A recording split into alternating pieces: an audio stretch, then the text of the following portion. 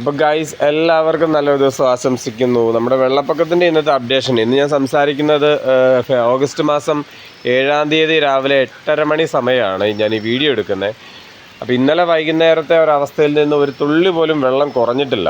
സാധാരണഗതിയിൽ ഒരു ദിവസം കൊണ്ടൊക്കെ നല്ല രീതിയിൽ വെള്ളം വലിഞ്ഞു മാറേണ്ടതാണ്. അപ്പോൾ വെള്ളം കുറയുന്നില്ല. അത്യാവശ്യം മഴയുണ്ട്, കിഴക്കൊക്കെ നല്ല മഴ പെയ്ത്താണ്.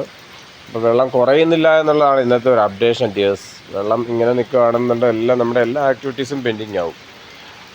ഇവിടെയുള്ള ആൾക്കാരുടെ ജോലികളൊക്കെ പ്രശ്നമാവും. ഒരാഴ്ചയായി ആളുകളൊക്കെ ജോലിക്കൊക്കെ പോയിട്ട് എനിക്കും ഇറങ്ങാൻ പറ്റിയിട്ടില്ല.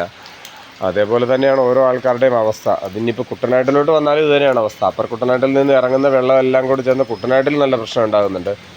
ഒന്നുകിൽ കടൽ നന്നായിട്ട് വെള്ളം എടുക്കുന്നില്ല, അതല്ലെങ്കിൽ കിഴക്കും നല്ല വെള്ളം വരവുണ്ട്. ഈ രണ്ട് പ്രശ്നങ്ങളിലാണ് നമ്മളുടെ ഒരവസ്ഥ. ഏതായാലും 75%-ലധികം വെള്ളപ്പൊക്കം ബാധിച്ച ഒരു പഞ്ചായത്തിൻ്റെ ഹൃദയഭാഗമാണ് പൊടിയാടി എന്ന് പറയുന്നത്. ഇവിടുത്തെ അവസ്ഥ ഇതാണ് ഗൈസ്. അപ്പോൾ എന്തായാലും ഇന്നെങ്കിലും നല്ലൊരു മാറ്റം വെള്ളത്തിലുണ്ടാകുമെന്ന് വിചാരിക്കുന്നു. അതല്ലെങ്കിൽ നമ്മൾ നല്ല ട്രബിളിലാവും. അപ്പോൾ ഇതാണ് ഇന്നത്തെ വെള്ളത്തിൻ്റെ ഒരു അപ്ഡേഷൻ. അപ്പോൾ thank you for watching. By.